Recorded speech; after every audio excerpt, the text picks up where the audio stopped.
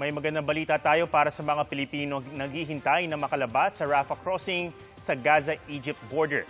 Alamin natin live mula sa Giza, Egypt, naroon si Rafi Tima. Rafi.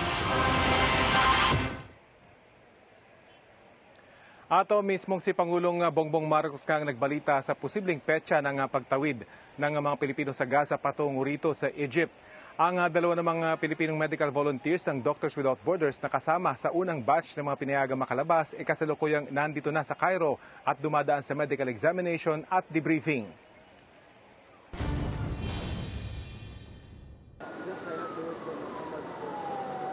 Maayos na ang lagay ng dalawang Pilipinong nakalabas ng Gaza nitong Miyerkules matapos ang halos 4 na linggo nilang pagtugon sa mga emergency cases doon bilang bahagi ng Doctors Without Borders.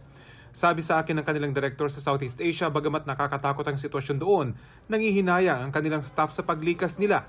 They've been very, very frustrated also that they've not been able to do more. So I think there are probably feelings of guilt as well. People want to help.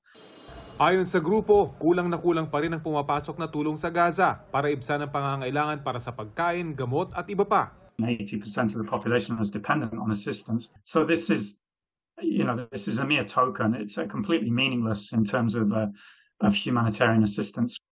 Ang embahada naman ng Pilipinas sa Jordan, patuloy na ina-update ang 100 Pinoy sa Gaza na gustong magpa-repatriate kung kailan sila makakalabas.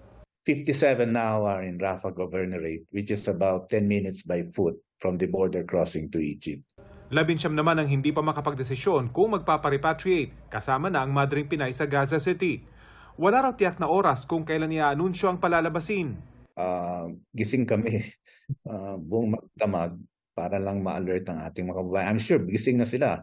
Ayon mismo kay Pangulong Bongbong Marcos, posibleng sa mga susunod na araw, mga Pinoy na ang papayagang makalabas base umano sa kanilang pakikipag-usap sa Israel at Egypt. Maipapalabas na ang mga Pinoy, mga Pilipino, maipapalabas na by today or tomorrow. That is what they promised us, Saturday daw at the latest. Nagiging komplikasyon daw marahil na karamihan sa mga Pilipino ay ayaw iwan ng mga asawang Palestino. It is unfortunately completely out of our hands. We have no control over this.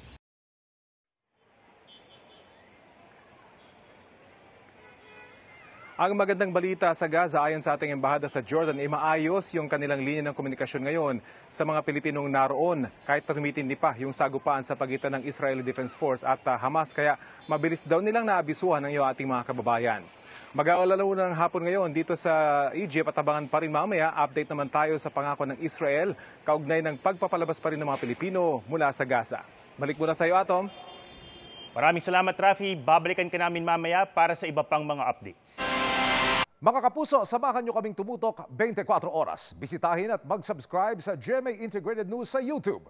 Sa mga kapuso abroad, bisitahin ang GMA Pinoy TV at www.gmanews.tv.